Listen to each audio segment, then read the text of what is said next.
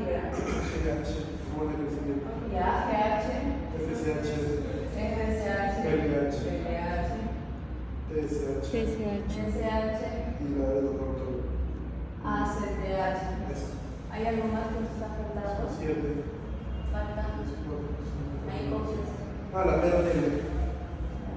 Bueno, la prolactina. Listo. Y a nivel de la neurohipófisis, ADH, oxitocina. Muy bien, entonces, ¿dónde actúan cada una de las sustancias? Entonces, la vemos que la ACTH, corticotropa, a nivel de lo que es la corteza suprarrenal, ¿no? Que se encarga de toda la función a nivel de lo que es el estrés y diversas secreciones de otras hormonas, como la aldosterona, por ejemplo. La TSH, principalmente metabolismo, gracias a la tiroides. FSH, LH, tanto en la mujer como en el varón, espermatogénesis, la maduración de lo que son los folículos, ¿no? ¿Qué más tenemos? La prolactina, ¿no? Que es básicamente en el periodo de la lactancia para la secreción de la leche. La hormona de crecimiento que actúa a nivel del tejido adiposo, el tejido muscular y el tejido óseo, todo con la finalidad del crecimiento y desarrollo. Y cuando hablamos de la neurohipófisis, estamos hablando de la vasopresina, de la ADH, que actúa a qué nivel? A nivel del riñón, con el objetivo de absorber agua. La oxitocina puede actuar a nivel también de la glándula mamaria, favoreciendo lo que es la lactancia, y a nivel del útero, preparándose para lo que es la conversión y el periodo del parto. Entonces, regresamos. En el hipotálamo se van a traducir, se van a eliminar sustancias que son liberadoras e inhibidoras que controlan a nivel de la hipófisis.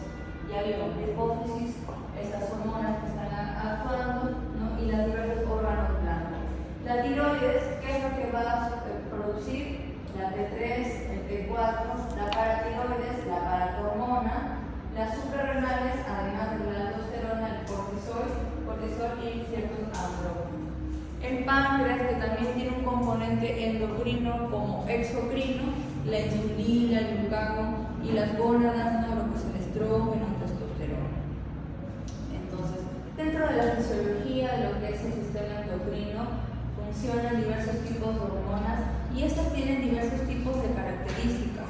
Hay hormonas que van a actuar a nivel de receptores de membrana, otros a nivel de receptores a nivel del núcleo y finalmente otras que van a variar según su acción de un componente de aminoácidos. Entonces, estas hormonas finalmente pueden estar ligadas a un componente o a una señalización que van a depender del AMP cíclico, del calcio intracelular MP3, tirosina sinasa, receptores nucleares. Entonces, el funcionamiento de todo nuestro sistema hormonal, estas hormonas normalmente no se eliminan de forma constante, tienen una eliminación en pulsos y según el estímulo que necesiten. Entonces, estas hormonas van a actuar a nivel de ciertas estructuras. Pero toda esta secreción de hormonas que es estimulada por la hipófisis, por el hipotálamo, tienen una regulación normal. Por ejemplo, tenemos una paciente de que necesita, en este caso que nos pone sangre, ya. Una paciente recibe un estímulo X, finalmente el hipotálamo responde produciendo un cierto tipo de sustancia que a nivel de la hipófisis actúa a nivel glandular mediante una estimulación y produce un cierto tipo de hormona. Cuando esta hormona estamos viendo que está en gran producción, entonces el cuerpo dice: estamos produciendo mucha hormona, hay que bajar a la producción, y envía una respuesta de retroalimentación inhibitoria o un feedback negativo diciendo que hay que disminuir la producción de la hormona. Y lo mismo puede ser de forma viceversa, ¿no? Mediante el estímulo de mayor producción de hormona. Entonces, es así que sucede en los diversos tipos de ejes hipotálamo-hipofisial. Entonces, las funciones generales de las hormonas tenemos en el metabolismo energético, ¿no? Principalmente lo que es el proceso de la glucosa, gracias a la insulina, el glucagón y también el cortisol. En En el proceso de la homeostasis, gracias a la paratormona, el crecimiento gracias a la hormona de crecimiento y al factor de crecimiento insulínico, y otros tipos también de hormonas, las hormonas tiroideas. En la regulación del sueño, emociones, estrés, la melatonina, el cortisol, y en la reproducción, FSH, LH y andrógenos también. Entonces, vamos a ver algunas patologías. Patología hipofisial. El panhipopituitarismo. ¿Qué es lo que significa eso? Es una alteración en la producción de las hormonas, de las sustancias a nivel de la hipófisis, pero es una alteración en un gran componente de varios ejes. Principalmente suele afectar a la adenohipófisis, pero en unos pequeños casos, dependiendo de cuál es el tipo de lesión que se ha generado, puede afectar también a la neurohipófisis. Entonces, ¿cómo uno puede saber esto? Es mediante la evaluación de los diversos ejes. Causas de patologías hipofisiales. Tenemos la presencia de tumores, adenomas hipofisiarios, craniofaringiomas, isquemia, infarto, lo que vamos a ver ahora, el síndrome de Schiff, radioterapia, cirugía también, después de una tumoración hipofisiaria, infiltración e inflamación en procesos como sarcoidosis, autoinmunes, traumatismo y también procesos congénitos. Entonces, ¿qué es lo que sucede principalmente? ¿A qué se debe este panhipopituitarismo? Una destrucción del tejido hipofisiario, principalmente adenohipófisis. Entonces podemos encontrar alteraciones dentro de la hormona de crecimiento, de las gonadotropina, el TSH, ACTH y la prolactina. Entonces, ¿qué es lo que finalmente puede manifestar? Vamos a ver luego algunos de los síntomas. Cuando hablamos de lesiones tumorales como presencia de adenomas hipofisiarios, estos pueden dividirse en dos, según el tamaño. Microadenomas, menos de 1 centímetro, muchas veces pueden pasar asintomáticos por la parte compresiva, pero pueden tener alguna manifestación funcional dentro de alguno de los ejes. O el macroadenoma, que es más de 1 centímetro, este sí genera síntomas de efectos de masa, ¿no? Por la gran compresión. Cuando le queremos dar nombre propio a estos tipos de adenoma, va a depender mucho de qué eje está alterado o cuál es el que está en predisposición. Prolactinoma, hacemos referencia de que este tipo de adenoma está produciendo gran cantidad de prolactina, que es el más frecuente, hay que recordar, entre un 40 a 60%. Luego le sigue el somatotropo, que es el que produce la hormona de crecimiento, entre un 10 a un 15%, luego el corticotropo, el tirotropo y el gonadotropo. Entonces, cuando hablamos de prolactinoma, hablamos qué es lo que va a generar un hipogonadismo hipogonadotropo. Amenorrea, galactorrea y infertilidad. En el caso de las mujeres, no vayan a poner amenorrea con varón, por favor. Amenorrea, galactorrea y infertilidad en las mujeres. Y en el caso del varón, ¿cómo se manifiesta? Disminución del deseo sexual, el líbido, disfunción eréctil, ginecomastia. Recordar esto, por favor. Somatotropo, si fuera una adenoma productora de hormona de crecimiento, todo el aumento de nuestros caracteres físicos, acromegalia, gigantismo, manos pies grandes, cara larga, mandíbula prominente, visceromegalia o aumento de las vísceras, hiperhidrosis y apnea del sueño y diabetes. En el caso del corticotropo, el aumento del ACTH, tenemos la enfermedad de Cushing, que tiene fenotipos característicos. Un paciente rechoncho, cara redonda, tiene estrías violáceas en el abdomen, tiene también lo que se llama la joroba de búfalo, ¿no? Que es un aumento del tejido graso a nivel de la zona de la nuca, signos de hipertensión, osteoporosis y hiperglicemia.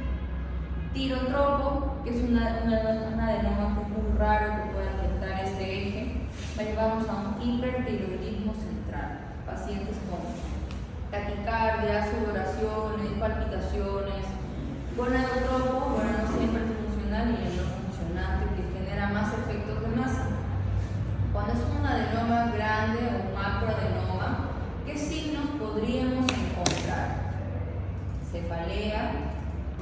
mianopsia bitemporal por la compresión que se da y el hipopituitarismo progresivo. Eso también, por favor, recordar. Entonces, tenemos un paciente que no es un paciente varón que tiene cefalea, tiene mianopsia bitemporal, tiene disminución del líquido, tiene ginecomastia, se le hace estudios de perfil hormonal, todo el perfil hormonal completo. Entonces, se encuentra un aumento de la prolactina, sospecha de prolactinoma en este caso, por ejemplo, en el caso que les estoy mencionando. Y se decide hacer más estudios, por ejemplo, un estudio de imagen que se encuentra en la resonancia, una lesión mayor de 1 centímetro, posiblemente es un macroedema, no es oficial. Esta sería una de las causas. Las causas son un prolactinoma, ¿no? por su origen. Pero hay otros ejes más que podríamos evaluar, ¿no? Si encontráramos la hormona de crecimiento, el factor de crecimiento tipo insulínico, sospecha de acromegalia, ¿no? El aumento del ACTH y cortisol, una posible enfermedad de Cushing y el TSH inapropiado. Hay otros exámenes más que se hacen, como por ejemplo la falta de secreción de condexametasona para desencadenar la enfermedad de Cushing o la valoración de las hiperglicemias. Si es un paciente que también te he mencionado, que tiene mianopsia bitemporal, una campimetría visual, un estudio oftalmológico también. El síndrome de Sheehan. ¿Qué es el síndrome de Sheehan? ¿Qué sucede en el embarazo? Todo aumenta, todo está aumentado el metabolismo, pero en este caso, hablando de la hipófisis, genera un gran tamaño hasta un 120%, y esto se da básicamente con el objetivo de aumentar específicamente las células lactotrofas, todo con el objetivo de prepararse para la lactancia. Sin embargo, este gran crecimiento no siempre está compensado con la parte vascular. Entonces, es un órgano que fácilmente puede lastimarse o lesionarse con alguna disminución dentro de la irrigación. ¿Qué sucede en el síndrome de Sheehan? Se les van a poner un caso clínico, por ejemplo. Una isquemia de la ciática. ¿Ya? ¿Y por qué? El paciente sufre una complicación en el parto. Ya, en el parto. ¿Qué partos tenemos? Parto vaginal y parto por cesárea.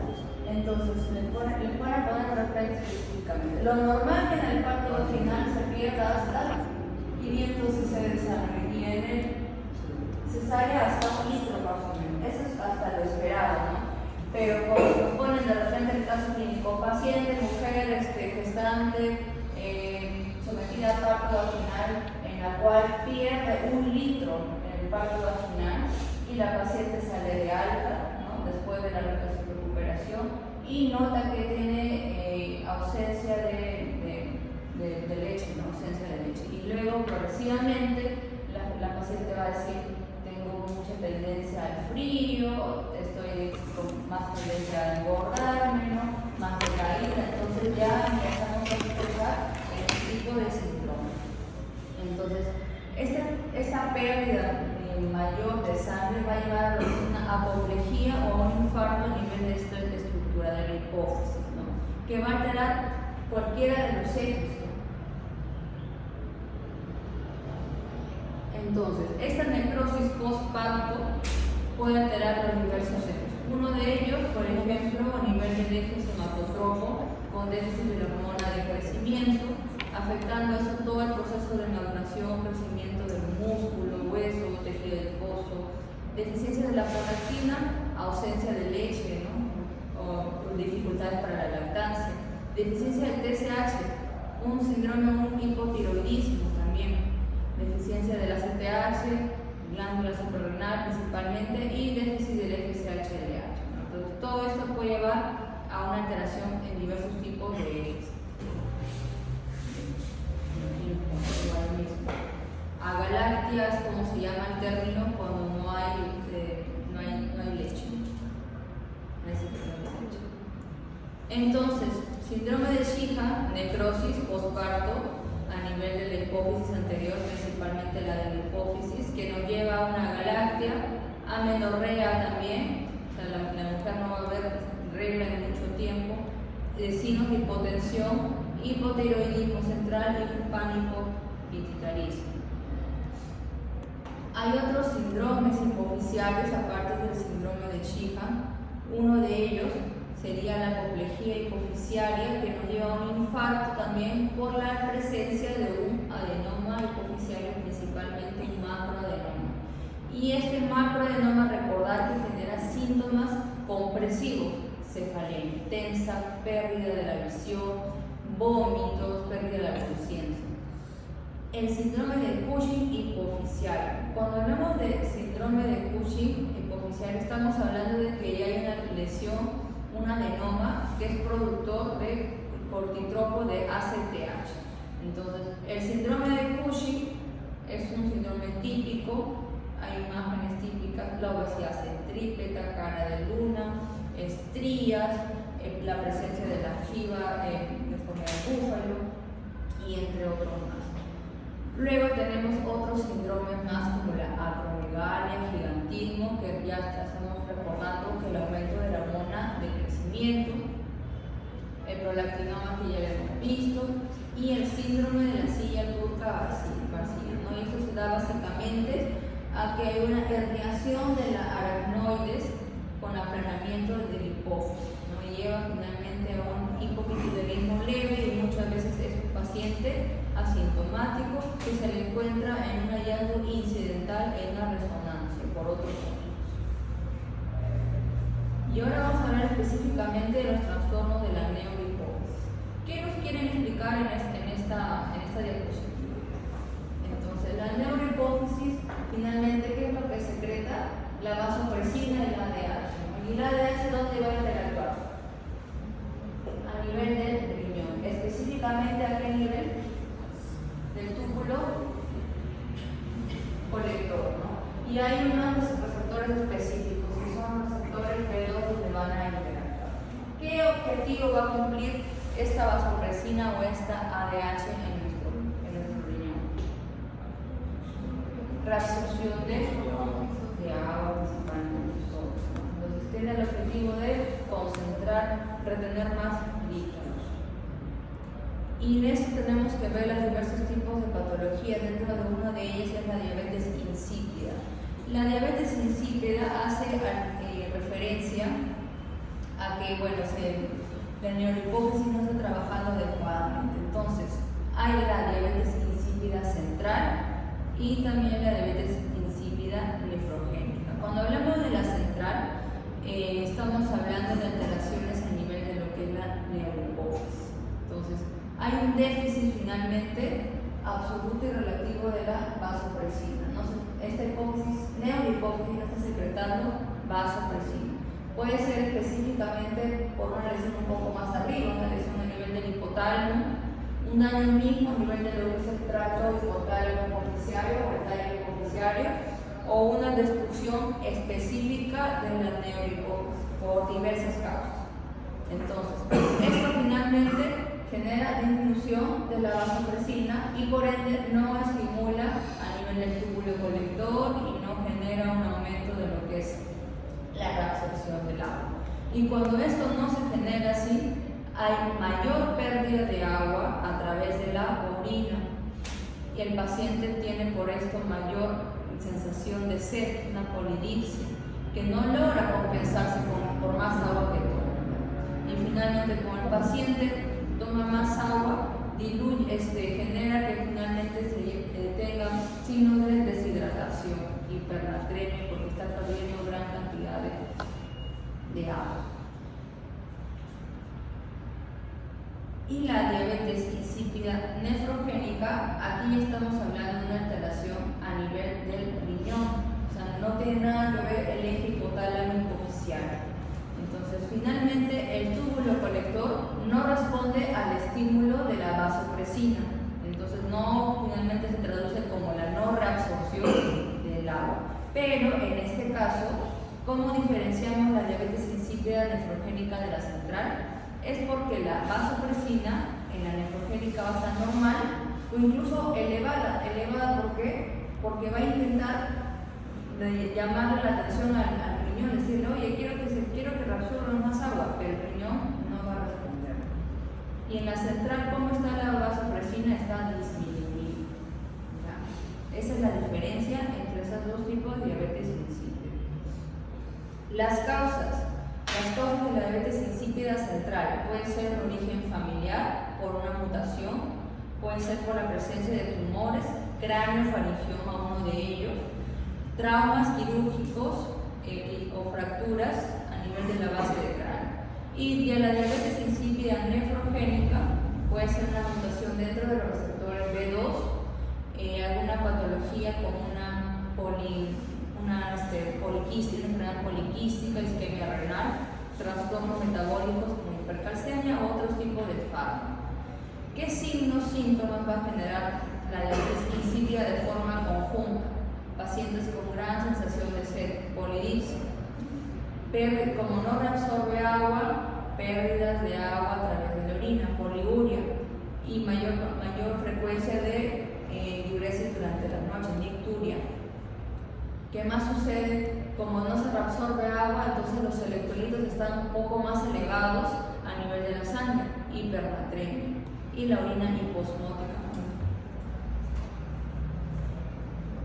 Y esa de aquí más o menos cómo es que se traducen los síntomas. Entonces, como no hay una buena reabsorción de agua, entonces se disminuye la cantidad de líquidos a nivel de la sangre y se concentran los solutos, hipernatremia, hiperosmótica. ¿Qué más sucede? Aumenta la diuresis, se pierde líquidos por la orina y esto genera una orina hiposmótica y crean pérdidas durante la noche, durante el día, ¿no?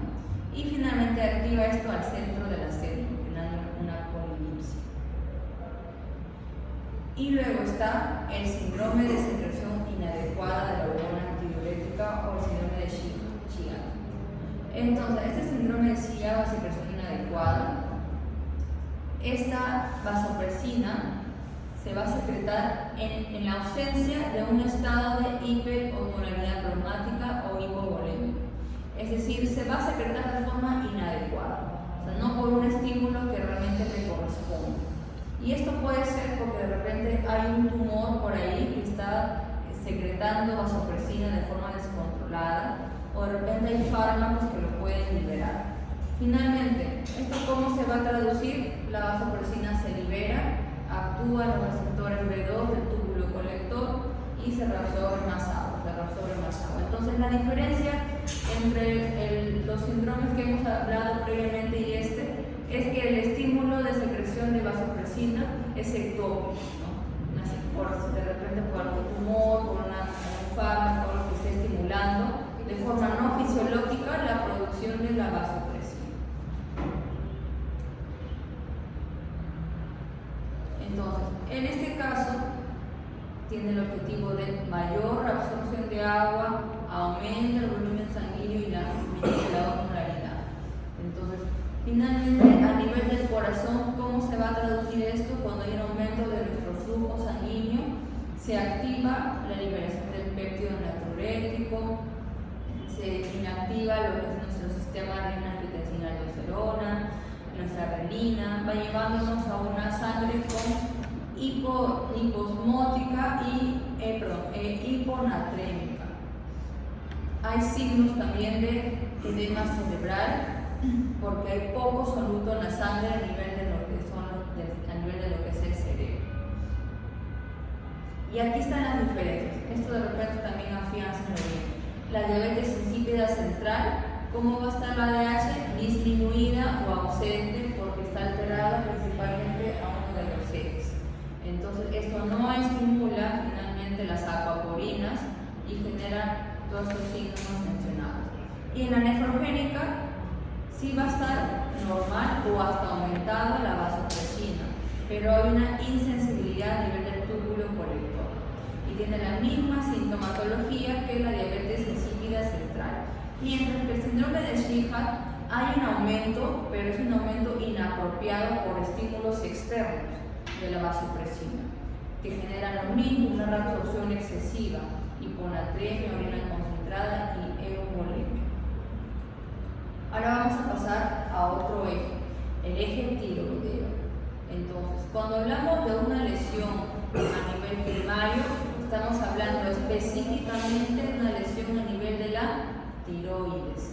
Secundario, vamos subiendo de nivel a nivel de lo que es la hipófisis, y una lesión terciaria a nivel de lo que es el hipotálamo. Recuerden esto, por favor. Entonces, causas de hipotiroidismo a nivel de patologías primarias tiroideas. Una de ellas autoinmunes, la tiroiditis de Hashimoto. Hay también por déficit de yodo, por alteraciones postquirúrgicas, ¿no? De repente un paciente que ha estado con hipertiroidismo de forma crónica, que con tratamiento médico no responde y hay que hacer una resección de tiroides. Por efectos de radiación, por algún tumor de cabeza y cuello, fármacos como la amiodarona y el hipotiroidismo secundario, lesiones a nivel de la hipófisis, por ejemplo el síndrome de Sheehan, que ya lo hemos mencionado, alguna apoplejía por algún adenoma o otros tipos de tumores. Y terciario, que es lo más raro, ¿no? Que es alteraciones en la producción de hormonas tiroideas. Entonces, para hablar del hipotiroidismo, dependiendo de qué tipo de tiroiditis estamos hablando, acá nos están poniendo la tiroiditis autoinmune, la tiroiditis de Hashimoto. Hay factores genéticos, factores ambientales desencadenantes que nos llevan a una pérdida de la tolerancia inmunológica, alteraciones autoinmunes, con la producción de anticuerpos, anti-TPO y anti-TG, que desencadenan toda una cascada inflamatoria crónica, destruyendo principalmente a nuestro órgano diana, que es la tiroides. Acá está la imagen típica de un paciente con hipotiroidismo. Gran sensibilidad al frío, paciente con macroglosia, alopecia, la piel está más adelgazada, síntomas de estreñimiento, todo su metabolismo prácticamente va a estar disminuido, debilidad, reflejos disminuidos, aumento de peso, piel áspera. Y los signos físicos más frecuentes: piel fría, piel seca, podemos ver bocio, que es el aumento a nivel de la región cervical en los casos de tiroiditis de Hashimoto o bocio simple, alopecia difusa y signos de hipotermia. Esto sí también recordar, chicos. El hipotiroidismo primario, entonces, una alteración específicamente a nivel de la tiroides. Estamos hablando de que no tiene nada que ver la TSH alterada, que va a estar específicamente la tiroides, va a recibir el estímulo de la TSH, y como la tiroides va a estar alterada, va a estar patológica, el estímulo de la TSH va a verse incrementada, todo con el objetivo de hacerla despertar a la tiroides. ¿Qué es lo que vamos a encontrar? La tiroides no va a funcionar bien, la T4 disminuida, muchas veces la T3 puede estar normal o también está disminuida. En el caso de la tiroiditis de Hashimoto, los anticuerpos, recordemos, anti-TPO, anti-TG. Podemos ver signos también del perfil de lípidos, que va a estar alterado, un aumento del colesterol, el LDL, y bueno, otros signos más que en realidad no tiene caso mencionar. En el caso del hipotiroidismo secundario, estamos hablando de alteración a nivel de la hipófisis. Entonces, hay sí una disminución o alteración de esta TSH, por ende, disminuye las hormonas T4, T3. Y en estos casos, pues no estamos hablando de patología autoinmune, entonces no vamos a encontrar anticuerpos positivos. Y vamos al otro caso, el hipertiroidismo. El hipertiroidismo, ya estamos hablando del aumento de la síntesis de estas hormonas tiroideas, el T3 y el T4, que aceleran el metabolismo. Todos los signos diferentes, ¿no? Aquí está la imagen. Exoftalmos, intolerancia al calor, pacientes con temblores, taquicardia, piel caliente, diarrea, todo lo contrario, ¿no? Debilidad, puede haber osteoporosis, mixedema prefiliar. Y aquí tenemos algunas de las causas de hipertiroidismo. Este es un signo típico del exoftalmo, un paciente con hipertiroidismo. En el caso de la enfermedad de Graves, patología autoinmune, autoanticuerpos TSI que activan a los receptores TSH y estimulan mayor producción de estas hormonas.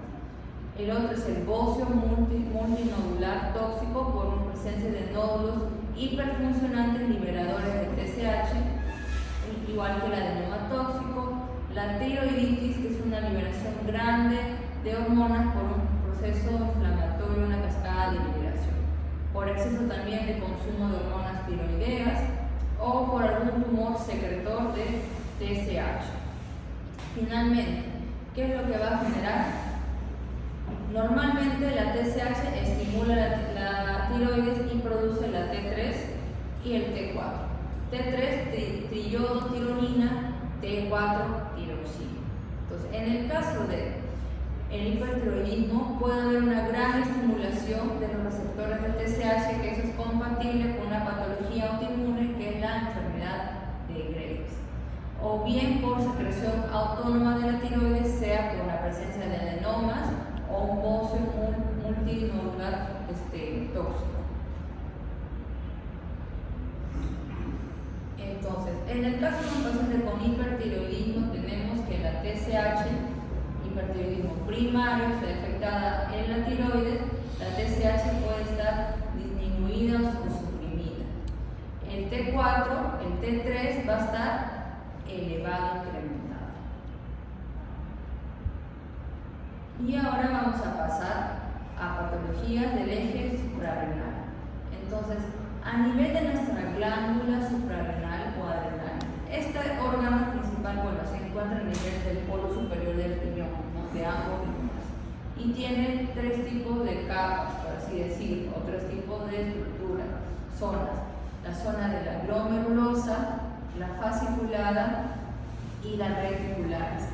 En el caso de la glomerulosa, va a liberar principalmente lo que es la aldosterona, que participa en el sistema de adenina, angiotensina, aldosterona, favoreciendo la reabsorción de agua, sodio, potasio. En la zona fasciculada tenemos la liberación de cortisol, que principalmente se regula lo que es el ACTH y controla el metabolismo, y también la respuesta de inmunosupresión. Y en la zona de reticularis, los andrógenos, la androstenediona, que finalmente participan en el desarrollo sexual secundario, de los caracteres secundarios. Entonces, ¿por qué será importante el cortisol? El cortisol va a participar principalmente en el metabolismo de la glucosa, en la formación de glucosa a través de otras sustancias. También tiene un componente antiinflamatorio en lo que es todo el proceso de la inmunidad, en el catabolismo proteico, en la regulación del ritmo circadiano. La aldosterona ya la hemos visto, retención de sodio, agua, en el control de la presión y en el volumen intravascular. Lo que son los andrógenos, en el control de la libido, el vello, los caracteres sexuales masculinos, femeninos. Y ahora vamos a ver la enfermedad de Cushing. Entonces, en la enfermedad de Cushing estamos hablando de un síndrome de Cushing endógeno, es decir, la presencia de un adenoma secretor de CTH. Entonces, cuando les pregunten, ¿es lo mismo enfermedad de Cushing que síndrome de Cushing? Ustedes dirán que no. ¿Por qué no es lo mismo? La enfermedad de Cushing es por una presencia de un adenoma. Ya no es lo mismo. La enfermedad de Cushing es cuando hay un adenoma productor de ACTH. Tener mucho cuidado porque eso puede hacer mucha diferencia. Entonces, esto puede constituir las causas, no sé, 70% de las causas endógenas, la presencia de un adenoma. Y ahora vamos a ver algunas causas también exógenas, por ejemplo, la administración excesiva o exógena de ciertos tipos de glucocorticoides, en el caso del asma, por ejemplo, otros tipos de patologías. Mayormente en pacientes mujeres entre los 20 y 40 años, cuando hablamos de la enfermedad de Cushing, tenemos ahí la presencia de adenoma productor de ACTH y está asociado mayormente en la parte genética al síndrome del MEN1.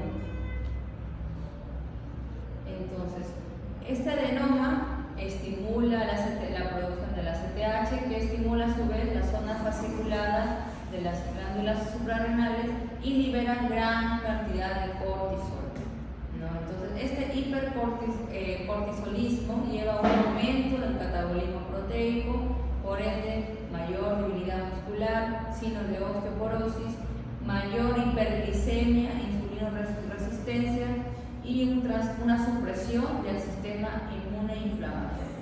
Y aquí están los signos típicos del síndrome de Cush: obesidad centrípeta, cara redonda, de luna llena, la jiba dorso-cervical o la joroba de búfalo, las estrías, bueno, no se ve muy bien, violáceas, una piel delgada, signos de quimosis o hematomas, acné, debilidad muscular, las piernas y extremidades son más adelgazadas, signos de hipertensión, hiperglicemia, amenorrea, osteoporosis y algunos otros trastornos neuropsiquiátricos. ¿Qué es lo que podríamos encontrar en los exámenes de laboratorio? El cortisol elevadísimo, tanto en la orina, en la saliva, en todos lados está elevado. Y por otro lado, vamos a ir a lo que es la enfermedad de Alzheimer, que es otra patología suprarrenal. Entonces, en este tipo de patología estamos hablando de que hay una destrucción o alteración de la corteza suprarrenal que lleva a un déficit de todas las hormonas, tanto del cortisol, aldosterona y andrógeno. Y hay signos típicos de estos pacientes a nivel fenotípico. Tienen una fase adicional, son pacientes con signos de hiperpigmentación, como oscurecimiento de la piel, pacientes delgados, con pérdida de peso, gran debilidad muscular, dolor abdominal y entre otros más. Es una patología mayormente de origen autoinmune, pero puede haber causas exógenas como algún trastorno infeccioso, algún proceso metastásico. Finalmente, ¿cómo se va a traducir en el panel de hormonal laboratorio? Disminución del cortisol, aldosterona y de los andrógenos. Entonces, el diagnóstico se hace con la prueba de estimulación de ACTH y se va a ver de que no va a traducirse en el incremento del cortisol. Entonces, hay que en este paciente reponer las 3 líneas hormonales, con hidrocortisona y fluorocortisona. Y como hemos visto en el caso clínico, diabetes mellitus. Entonces, nos preguntaban, ¿cuántos tipos de diabetes conocen? A ver, diabetes. Uno. ¿Qué más? La diabetes nutricional. Me va a buscar usted el artículo, doctora, me lo va a mostrar. ¿Qué más?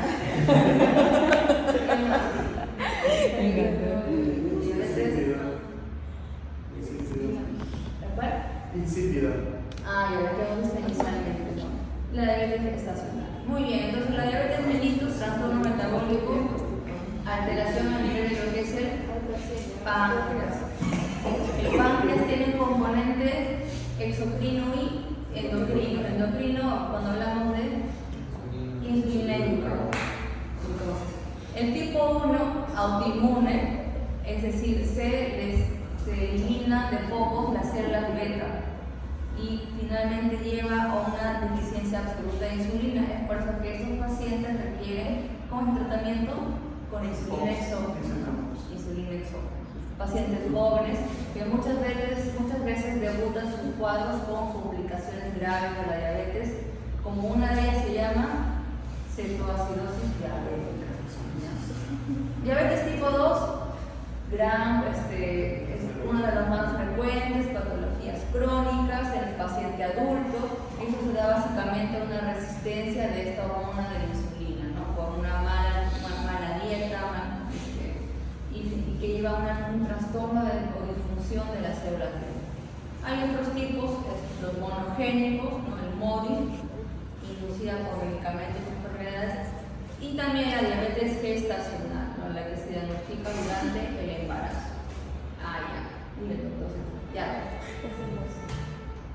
Aquí vamos a subrayar. Diabetes mellitus. ¿Tiene qué orígenes? Hay un origen genético, ¿ya?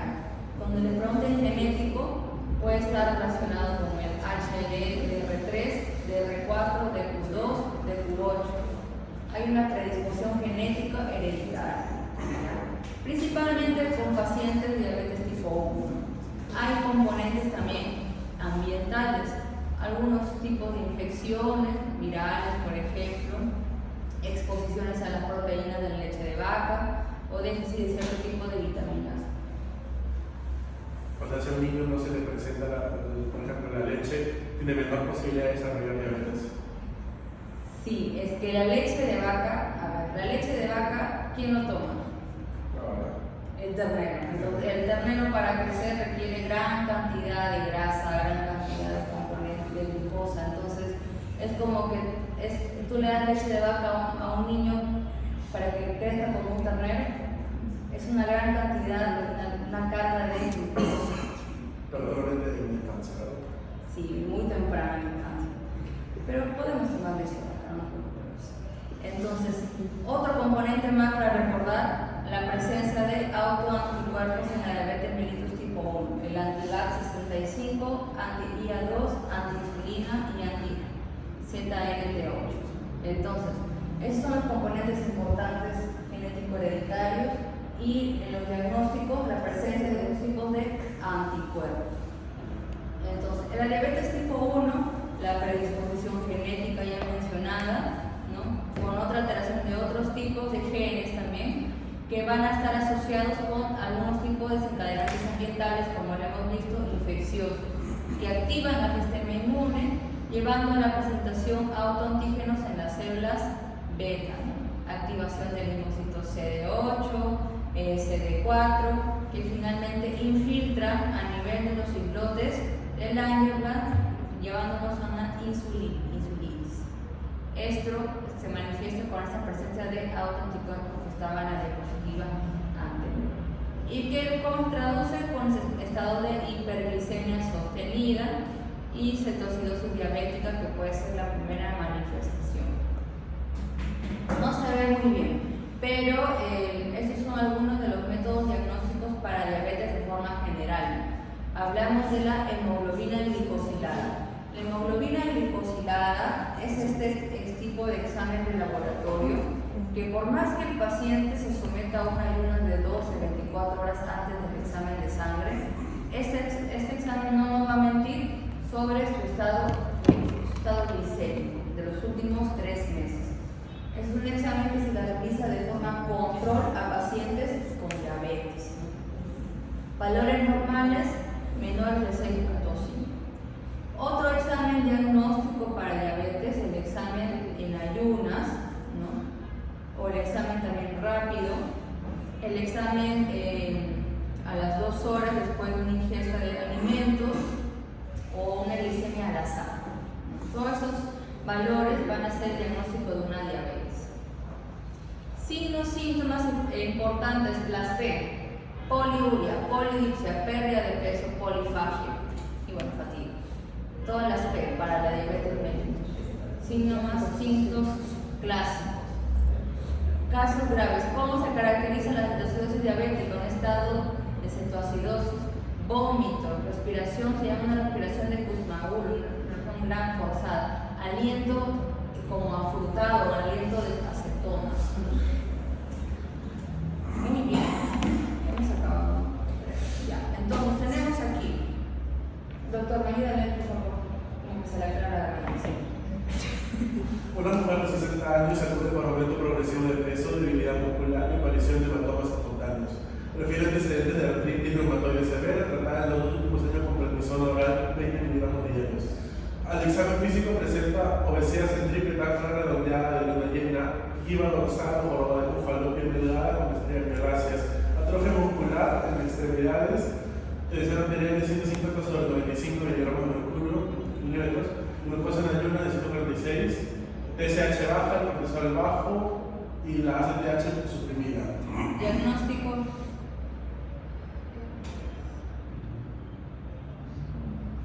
A ver, partamos en todo caso así. A ver, ¿qué punto importante podemos resaltar este caso clínico para hacernos el diagnóstico? A ver, ya un momento, el artritis reumatoide severa que nos lleva a un consumo de prednisona o corticoide crónico. Ya, vamos a ver, partamos de ahí. Una paciente de 60 años tiene obesidad centrípeta, cara de luna llena, jiba dorsal o joroba de búfalo, estrías, atrofia muscular o piernas delgadas con una obesidad centrípeta, signos de hipertensión, hiperglicemia. Hasta ahí, ¿qué nos pone? Es un caso clínico típico de Cushing. síndrome de Cushing. Causa, posiblemente, causa secundaria exógena por el consumo de prednisona, ¿no? Entonces, ¿qué es lo que podríamos encontrar acá? El eje corticoide suprimido, el ACTH suprimido, por ende el cortisol bajo. Ya, no se olviden, chicos, este es un cuadro típico. Vamos a ver, acá está por aquí una de este. Ahí está. Piernas adelgazadas, obesidad centrípeta, ¿no? Cara de luna llena, hipertensión, hiperglicemia, no se ve la joroba, pero también hay joroba. Ya. Listo, chicos. Entonces, les he resaltado ahí las cosas que de repente les puedo preguntar, también por mi parte. ¿Se puede pasar esa PPT? ¿Qué se pasa? ¿Y las demás?